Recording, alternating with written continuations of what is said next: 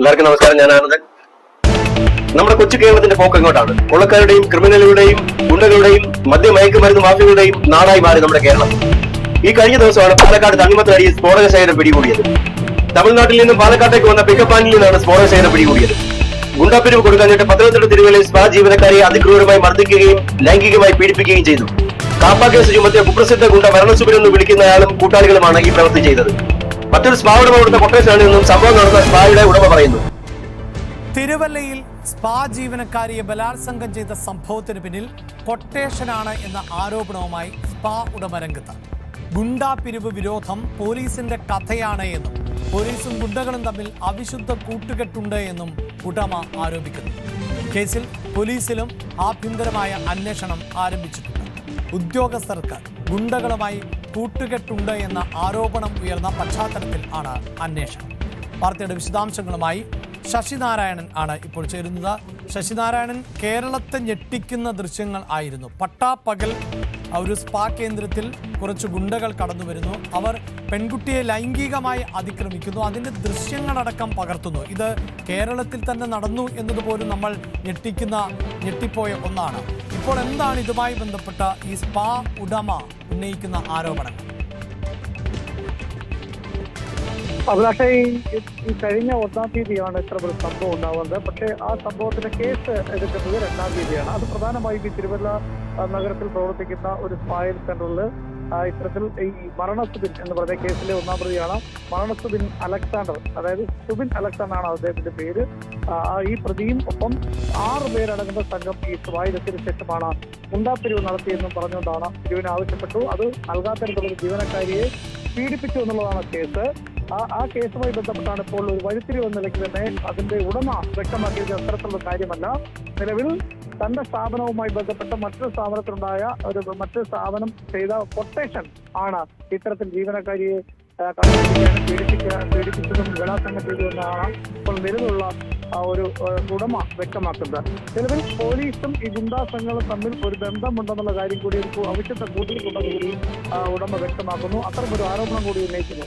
നിലവിൽ ഈ തിരുവല്ല കേന്ദ്രമാക്കി പ്രവർത്തിക്കുന്ന ഈ സ്പാ സെന്ററുകളിൽ പലതിനും ലൈസൻസ് ഇല്ലാത്ത ഒരു സാഹചര്യമുണ്ട്. അതുകൊണ്ട് തന്നെ ആ മാസപ്പടി പോലീസ് ഉദ്യോഗസ്ഥർ വാങ്ങിയിട്ടുണ്ട് എന്നുള്ള കാര്യം കൂടി പറയുന്നു. അത്തരത്തിൽ വാങ്ങുന്ന ഒരു അവിശുദ്ധ കൂട്ടുകെട്ട് ഈ ഗുണ്ടകളും പോലീസും തമ്മിൽ ഉണ്ടെന്നുള്ള രീതിയിലാണ് ആരോപണം. നമ്മുടെ കൊച്ചു കേരളത്തിൽ സിന്തറ്റിക് ലഹരി ഉപയോഗിക്കുന്ന യുവാക്കളുടെയും യുവതികളുടെയും എണ്ണം ക്രമാതീതമായി വർദ്ധിച്ചു വരികയാണ്. നമ്മുടെ കേരളമാകെ ബാറുകളും ബീവറേജുകളും ഷാപ്പുകളും കൊണ്ട് നിറഞ്ഞു. ഇനിയും പുതിയ ബീവറേജ് ഔട്ട്ലെറ്റുകൾ തുടങ്ങാനാണ് സർക്കാരിന്റെ പദ്ധതി. അതോടൊപ്പമെന്ന് നമ്മൾ മലയാളികൾ വിശേഷിപ്പിക്കാറുള്ള ബോംബെ, ബാംഗ്ലൂർ നഗരത്തെ കടത്തിവിട്ടിരിക്കുകയാണ് നമ്മുടെ കൊച്ചു കേരളം. സർക്കാർ വകുപ്പുകൾ ആകെ താറുമാറായി കിടക്കുകയാണ്. എല്ലാ വകുപ്പുകളിലും കൊടുക്കാരിച്ചതയും അഴിമതിയുമാണ് നടക്കുന്നത്. നമ്മുടെ റവന്യൂ വകുപ്പ് തദ്ദേശ സ്വയംഭരണ സ്ഥാപനത്തെ കടത്തിവെട്ടിക്കൊണ്ട് അഴിമതിയുടെ കാര്യത്തിൽ 1-ാം സ്ഥാനത്ത് നിൽക്കുകയാണ്.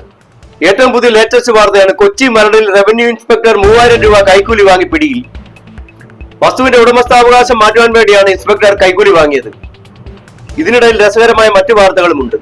കൊട്ടാരക്കര നെടുമ്പത്തൂർ ഈശ്വരവിലാസം ഹയർ സെക്കൻഡറി സ്കൂളിലാണ് ഈ സംഭവം. ചുരിദാർ ധരിച്ച് സ്കൂളിൽ വന്നു എന്ന കാരണത്താൽ പ്രധാന അധ്യാപികയെ സ്കൂൾ മാനേജറുടെ നിർദ്ദേശപ്രകാരം സെക്യൂരിറ്റി ജീവനക്കാരൻ സ്കൂളിൽ കയറ്റുവാൻ അനുവദിച്ചില്ല. സാധാരണ സ്ത്രീകൾ ധരിക്കാനുള്ള ചുരിദാർ ഏറ്റവും മാന്യമായ ഒരു വസ്ത്രധാരണമാണ്. സാരി ധരിക്കുമ്പോൾ സാധാരണ വയറും മറ്റുള്ള ഭാഗങ്ങളും കാണുമ്പോൾ ചുരിദാർ ധരിക്കുമ്പോൾ ഒരു സ്ത്രീയുടെ ശരീരഭാഗം പൂർണ്ണമായി മറയ്ക്കപ്പെടുന്നു. അപ്പോൾ സാരിയേക്കാൾ മാന്യമായ വേഷം ചുരിദാർ തന്നെയല്ലേ? അടുത്ത വാർത്ത പോറ്റിയുടെ ഒരു ബന്ധുവിന്റെയാണ്. കൊല്ലംപുത്തൂരിൽ ബാധ ഒഴിപ്പിക്കാനെത്തിയ 16-കാരിയെ പീഡിപ്പിച്ചു എന്ന പരാതിയിൽ ജോൾസിനെതിരെ പോക്സോ കേസ്. ബാധ ഒഴിപ്പിക്കാനെത്തിയ മകൾക്കും അമ്മയ്ക്കും ജോൾസിനെതിരെ ബാധയായി മാറി. അമ്മയെ പുറത്തിരുത്തി മകളെ മുറിക്കുള്ളിലേക്ക് കൂട്ടിക്കൊണ്ടുപോയി കടന്നു പിടിക്കുകയായിരുന്നു. നാട്ടുകാർ ഓടിക്കൂടിയപ്പോൾ ജോൾസൺ പിൻവാതിൽ കൂടെ കടന്നു കളഞ്ഞു എന്നാണ് വിവരം. കൊട്ടാരക്കര സ്വദേശി മുരാരി തന്ത്രിയാണ് പ്രതി. അടുത്ത ലേറ്റസ്റ്റ് ആയിട്ടുള്ള വാർത്ത, നിരപരാധികളായ പുരുഷന്മാരെ കബളിപ്പിച്ച് അവന്റെ സർവ്വ സമ്പാദ്യവും പണവും ഊറ്റിപ്പിഴിഞ്ഞെടുത്ത് അവനെ കള്ളക്കേസിൽ കുടുക്കി ജയിലിലാക്കുന്ന ഒരു മറ്റേടത്തെ ഏർപ്പാടുണ്ടല്ലോ, ഇനി അത് നടക്കില്ല. സുപ്രീം കോടതിയുടെ സുപ്രധാന വിധി ഇന്നലെ ഇറങ്ങി.